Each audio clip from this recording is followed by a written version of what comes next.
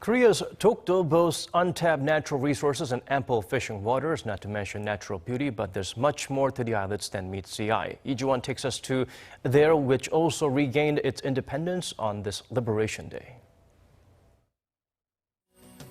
Dokdo Island, where Korea sees the first morning light and where untold environmental resources await their use by the nation. This is Korea's easternmost territory. To get there, we drove to Mukho Port, where we boarded a ferry to Ulleungdo Island. From there, another vessel carried us to Dokdo. Anyone can visit as long as the weather cooperates. And finally, after some 5-hour cruise rides, we have finally landed on Korea's easternmost island of Dokdo. We were lucky that the waves were calm and the weather was nice enough for the boat to set sail today. Dokdo actually consists of two islets, Dong-do and Seo-do. While the western islet Seo-do is not open to visitors, the eastern one, Dong-do, is and has been since 2005. Since then, the number of visitors has risen consistently. We wanted to visit our country's easternmost territory. We also wanted to show our support for the police guards who defend Dokdo from Japan. Japan has claimed Dokdo for decades. In its annual defense white paper released earlier this month, Japan once again describes the island as its sovereign territory, using the Japanese name Takeshima for a 12th straight year.